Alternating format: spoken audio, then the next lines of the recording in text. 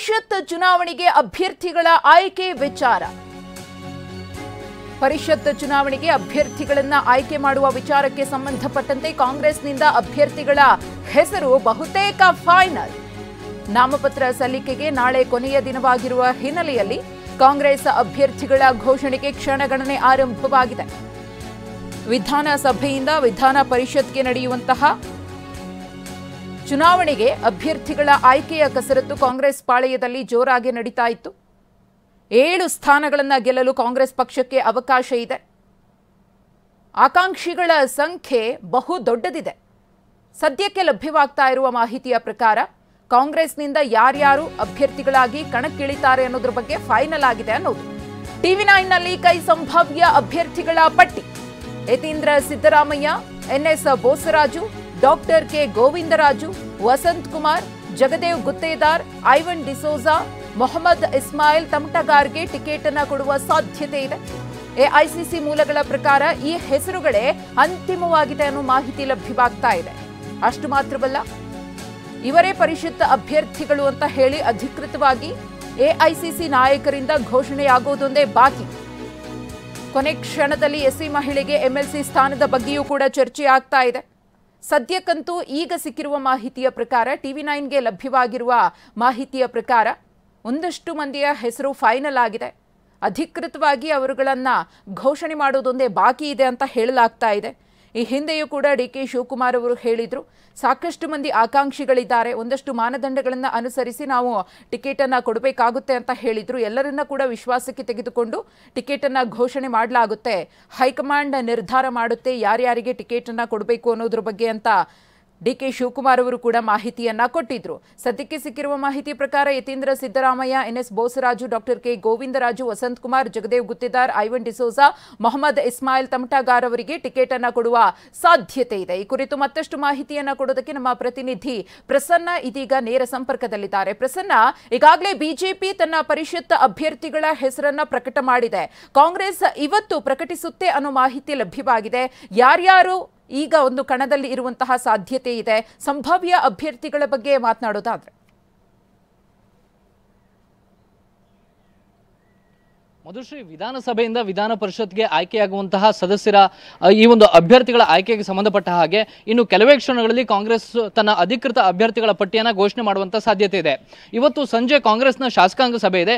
ಈ ಸಭೆಯಲ್ಲಿ ಮುಖ್ಯಮಂತ್ರಿ ಸಿದ್ದರಾಮಯ್ಯನವರು ಮತ್ತು DK ಶಿವಕುಮಾರ್ ಅವರ ನೇತೃತ್ವದಲ್ಲಿ ಎಲ್ಲ ಅಭ್ಯರ್ಥಿಗಳ ನಾಮಪತ್ರ ಸಲ್ಲಿಕೆಗೆ ಸಂಬಂಧಪಟ್ಟ ಹಾಗೆ ಶಾಸಕರಿಂದ ಸೂಚಕರ ಸಹಿಯನ್ನು ಹಾಕಿಸುವಂತಹ ಪ್ರಕ್ರಿಯೆ ಕೂಡ ನಡೆಯಲಿದೆ. ಈ ಕಾರಣಕ್ಕೋಸ್ಕರ ನಾಳೆ ನಾಮಪತ್ರ ಸಲ್ಲಿಕೆಗೆ ಕಡೆ ದಿನ ಆಗಿರುವಂತಹ ಕಾರಣಕ್ಕೋಸ್ಕರ ಬಹುತೇಕ ಇವತ್ತು ಸಂಜೆ ಒಳಗಾಗಿ ಇನ್ನು ಕೆಲವೇ ಕ್ಷಣಗಳಲ್ಲಿ ಆದರೂ ಕೂಡ ಆಶ್ಚರ್ಯ ಇಲ್ಲ, ಒಂದಷ್ಟು ಅಭ್ಯರ್ಥಿಗಳ ಹೆಸರನ್ನ ಶಾರ್ಟ್ ಲಿಸ್ಟ್ ಅನ್ನ ಮಾಡಲಾಗಿದೆ. ಬಹುತೇಕ ಅಂತಿಮವಾಗಿ ಇದೇ ಅಭ್ಯರ್ಥಿಗಳು ನಾಮಪತ್ರ ಸಲ್ಲಿಸುವಂತಹ ಸಾಧ್ಯತೆಯೂ ಕೂಡ ಇದೆ. ಕಾಂಗ್ರೆಸ್ನಲ್ಲಿ ವಿಧಾನ ಪರಿಷತ್ಗೆ ಆಯ್ಕೆ ಮಾಡುವಂತಹ ಈ ಪ್ರಕ್ರಿಯೆ ಸಂದರ್ಭದಲ್ಲಿ ಬಹುದೊಡ್ಡ ಸವಾಲಿತ್ತು. 100 ಮಂದಿ ಆಕಾಂಕ್ಷಿಗಳಿದ್ರು ಮತ್ತು ಎಲ್ಲ ಸಮುದಾಯಗಳನ್ನ ಪರಿಗಣನೆಗೆ ತೆಗೆದುಕೊಳ್ಬೇಕು, ಕೇವಲ ಮೇಲ್ವರ್ಗಕ್ಕೆ ಮಾತ್ರ ಪ್ರಾತಿನಿಧ್ಯವನ್ನು ಕೊಟ್ಟರೆ ಸಾಲೋದಿಲ್ಲ ಅನ್ನುವಂತಹ ದೊಡ್ಡ ಆಕ್ಷೇಪಗಳಿತ್ತು. ಈ ಕಾರಣಕ್ಕೋಸ್ಕರ ಎಐಸಿಸಿಯ ನಾಯಕರು ಮತ್ತು ಮುಖ್ಯಮಂತ್ರಿ ಸಿದ್ದರಾಮಯ್ಯ, DCM DK ಶಿವಕುಮಾರ್ ಎಲ್ಲರೂ ಕೂಡ ದೆಹಲಿಯಲ್ಲಿ ಕುಳಿತು ಒಂದಷ್ಟು ವರ್ಕೌಟ್ ಅನ್ನ ಮಾಡಿ ಇದೀಗ ಒಂದು 7 ಮಂದಿಯ ಹೆಸರನ್ನ ಫೈನಲ್ ಮಾಡಿದ್ದಾರೆ. ಬಹುತೇಕ ಅಂದುಕೊಂಡಂತೆ ಆದ್ರೆ ಇನ್ನು ಕೆಲವೇ ಕ್ಷಣಗಳಲ್ಲಿ ಅದೇ ಹೆಸರು ಘೋಷಣೆ ಆಗುವಂತ ಸಾಧ್ಯತೆ ಕೂಡ ಇದೆ. ಇನ್ನೊಂದಷ್ಟು ಮಂದಿ ಕೊನೆ ಕ್ಷಣದ ಲಾಬಿಯನ್ನು ಕೂಡ ಮುಂದುವರಿಸಿದ್ದಾರೆ. ಅಲ್ಪಸಂಖ್ಯಾತ ಸಮುದಾಯಕ್ಕೆ ಇಬ್ಬರಿಗೆ ಟಿಕೆಟ್ ಅನ್ನು ಕೊಡಬೇಕು ಅನ್ನುವಂಥದ್ದು ಬಹುತೇಕ ತೀರ್ಮಾನ ಆಗಿದೆ. ಅದರಲ್ಲಿ ಐವನ್ ಡಿಸೋಜಾ ಮತ್ತು ಮೊಹಮ್ಮದ್ ತಮಟಗಾರ್ ಅವರ ಹೆಸರು ಬಹುತೇಕ ಅಂತಿಮ ಆಗಿರುವಂಥದ್ದು. ಇದರ ಜೊತೆಗೆ ಒಕ್ಕಲಿಗ ಸಮುದಾಯದ ಡಾಕ್ಟರ್ ಕೆ ಗೋವಿಂದರಾಜ್ ಅವರು ಕೂಡ ಈ ಹಿಂದೆ ವಿಧಾನ ಪರಿಷತ್ ಸದಸ್ಯರಾಗಿದ್ದವರು, ಅವ್ರನ್ನ ಮತ್ತೆ ಮುಂದುವರಿಕೆ ಮಾಡಬೇಕು ಅನ್ನೋ ಬಗ್ಗೆಯೂ ಕೂಡ ಒಮ್ಮತದ ಅಭಿಪ್ರಾಯಕ್ಕೆ ಬರಲಾಗಿದೆ. ಇನ್ನು ಸಿದ್ದರಾಮಯ್ಯನವರ ಪುತ್ರ ಯತೀಂದ್ರ ಸಿದ್ದರಾಮಯ್ಯಗೂ ಕೂಡ ಬಹುತೇಕ MLC ಸ್ಥಾನ ಖಚಿತ ಆಗಿದೆ. ಅದು ಹೈಕಮಾಂಡ್ ನಾಯಕರು ಯಾವುದೇ ಆಕ್ಷೇಪ ಇಲ್ಲದೆಯೇ ಅದಕ್ಕೆ ಗ್ರೀನ್ ಸಿಗ್ನಲ್ ಅನ್ನು ಕೊಟ್ಟಿದ್ದಾರೆ. ಇನ್ನುಳಿದಂತೆ ಸಣ್ಣ ಸಣ್ಣ ಕಮ್ಯುನಿಟಿಗಳನ್ನ ವಿಶ್ವಾಸಕ್ಕೆ ತೆಗೆದುಕೊಳ್ಬೇಕು ಅಂತ ಬಂದಾಗ NS ಬೋಸರಾಜು ಮತ್ತು ಜಗದೇವ್ ಗುತ್ತೇದಾರ್ ಅವರ ನಡುವೆ ಸಾಕಷ್ಟು ಪೈಪೋಟಿ ಇತ್ತು. ಇದರ ಮಧ್ಯೆ MC ವೇಣುಗೋಪಾಲ್ ಅವರ ಹೆಸರು ಕೂಡ ಕೇಳಿ ಬಂದಿತ್ತು. ಇವರಲ್ಲಿ ಯಾರನ್ನ ಡ್ರಾಪ್ ಮಾಡಬೇಕು ಅನ್ನೋ ಬಗ್ಗೆ ಒಮ್ಮತದ ಅಭಿಪ್ರಾಯಕ್ಕೆ ಬರೋದಕ್ಕೆ ಸಾಧ್ಯವಾಗಿರಲಿಲ್ಲ. ಈ ಕಾರಣಕ್ಕೋಸ್ಕರ ಸಾಕಷ್ಟು ವಿಳಂಬ ಆಗ್ತಾ ಇರುವಂತದ್ದು.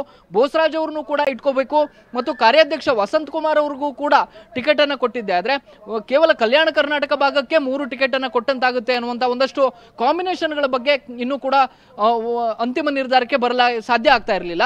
ಈ ಕಾರಣಕ್ಕೋಸ್ಕರ ಇದೀಗ ಸಾಕಷ್ಟು ನಿರಂತರವಾದಂತಹ ಮ್ಯಾರಥಾನ್ ಮೀಟಿಂಗ್ ಗಳನ್ನ ನಡೆಸಿರುವಂತಹ ಎಐಸಿಸಿ ನಾಯಕರು ಮತ್ತು ಸಿಎಂ ಸಿದ್ದರಾಮಯ್ಯ ಮತ್ತು ಡಿಸಿಎಂ ಡಿಕೆ ಶಿವಕುಮಾರ್ ಅವರು ಇದೀಗ ಒಂದಷ್ಟು 7 ಮಂದಿಯ ಹೆಸರನ್ನ ಶಾರ್ಟ್ ಲಿಸ್ಟ್ ಮಾಡಿದ್ದಾರೆ.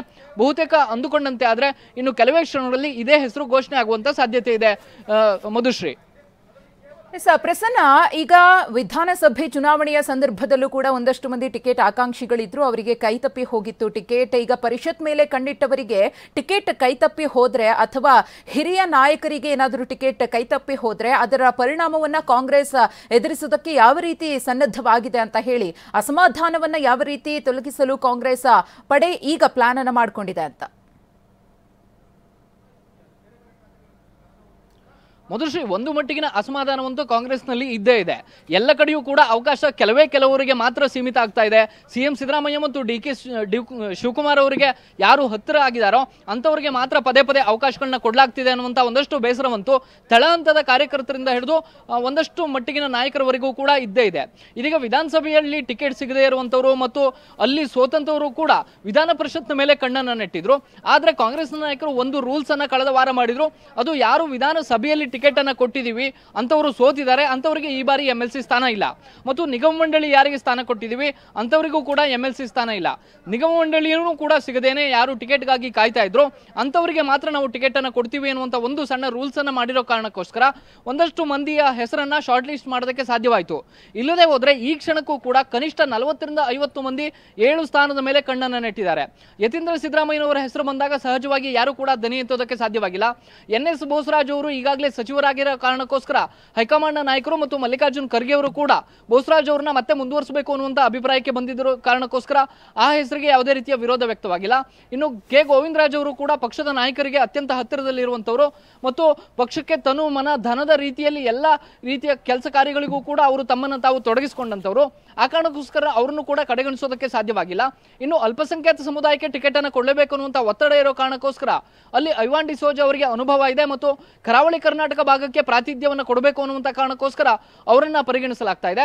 ಇನ್ನು ಮಧ್ಯ ಕರ್ನಾಟಕ ಭಾಗದಲ್ಲೂ ಕೂಡ ಧಾರವಾಡದ ತಮಟಗಾರ ಅವರನ್ನ ಪರಿಗಣಿಸುವ ಮೂಲಕ ಅಲ್ಪಸಂಖ್ಯಾತ ಸಮುದಾಯದ ಯಾರು ಅತ್ಯಂತ ಕ್ರಿಯಾಶೀಲ ನಾಯಕರಿದ್ದಾರೆ, ಮುಖಂಡರಿದ್ದಾರೆ ಅಂತವರಿಗೆ ಮಣೆ ಹಾಕುವಂತ ಕೆಲಸವನ್ನ ಮಾಡ್ತಿದ್ದಾರೆ. ಕೇವಲ ಇದಿಷ್ಟೇ ನಾಯಕರಲ್ಲ, ಸಣ್ಣ ಸಣ್ಣ ಕಮ್ಯುನಿಟಿಯನ್ನ ಪ್ರತಿನಿಧಿಸುವಂತಹ ಒಂದಷ್ಟು ಮಂದಿ ಇನ್ನೂ ಕೂಡ ನಿರೀಕ್ಷೆಯನ್ನು ಇಟ್ಕೊಂಡಿದ್ದಾರೆ. ವಿ.ಎಸ್. ಉಗ್ರಪ್ಪನಂತಹ ಹಿರಿಯರು ಕೂಡ ತಮ್ಮನ್ನ ಮತ್ತೆ ಪರಿಗಣಿಸಬಹುದು ಅನ್ನುವಂತ ಒಂದು ಆಶಾಭಾವನೆಯಿಂದ ಇದ್ದಾರೆ. ಇದೆಲ್ಲ ಲೆಕ್ಕಾಚಾರಗಳನ್ನ ಗಮನಿಸಿದ್ರೆ ಒಂದಷ್ಟು ಸವಾಲಂತೂ ಕಾಂಗ್ರೆಸ್ನ ನಾಯಕರ ಮುಂದೆ ಇದ್ದೇ ಇದೆ. ಮಧುಶ್ರೀ, ಧನ್ಯವಾದ ತಮ್ಮ ಮಾಹಿತಿಗಾಗಿ ಪ್ರಸನ್ನ.